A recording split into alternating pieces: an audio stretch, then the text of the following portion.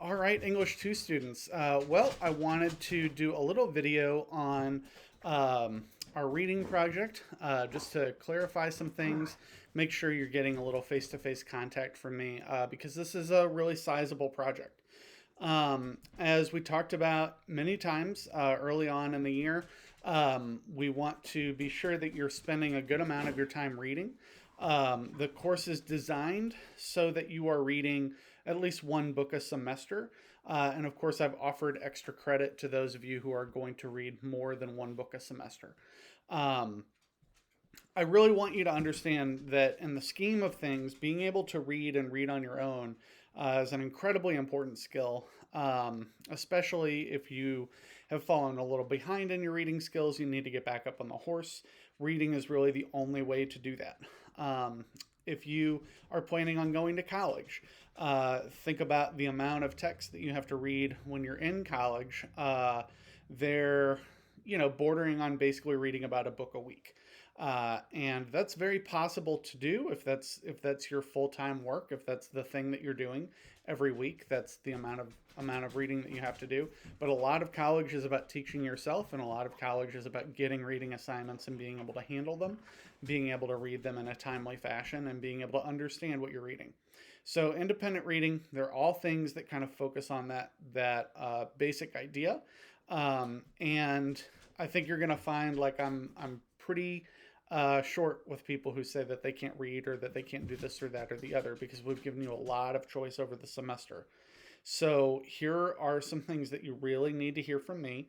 This is absolutely a must do project. Yes, it's worth a lot of points. The points are on purpose to reinforce that kind of visually for you to see that these projects are worth a lot of points.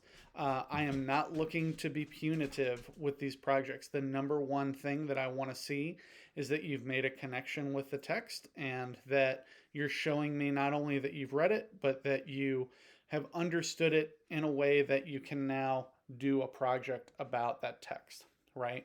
And so those are the things that I'm looking for. I'm really looking to give A's and B's on this project. Um, the other thing that I want you to understand is that if you don't turn in this project, then I really cannot feel comfortable passing you in the class.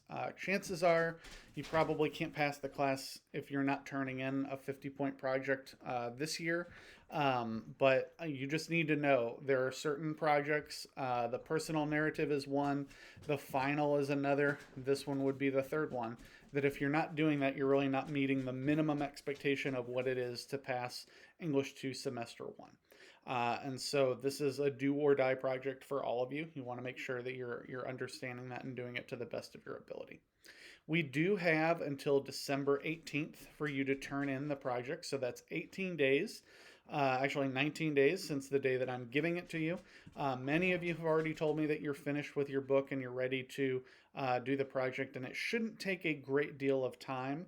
But because it will take some time, I am easing up on the amount of things that you're doing each week. So we will only complete 5 vocab exercises total. If you've gone ahead and done 6 or 7 or 8, that's fine. I'll make sure to grade them before the end of the semester, but I'm only going to require that you do vocab 1 through 5. Um, and then we will limit the amount of research that you're doing to make sure that you're completing that final project on time as well. So, if you have not finished your book, that means shifting a lot of time. I've basically given you 1 day a week to read your book anyway. And so that's about 20% of the class. Now I'm going to give you a little bit more time to work between the book and the project.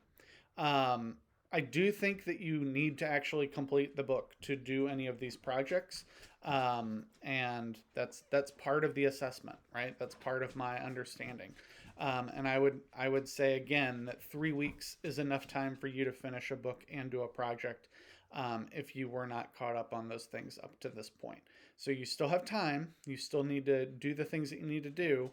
And for those of you who want to do a second project, you will just do another one of these. I would ask that you do a different one for a different book, and I'm going to post a blank assignment with 0 points and then you're earning extra credit for any additional book that you've read and project that you turn in through those extras. If for some reason, if you've read 3, let me know. So you'll have to turn 1 in like independently of Canvas.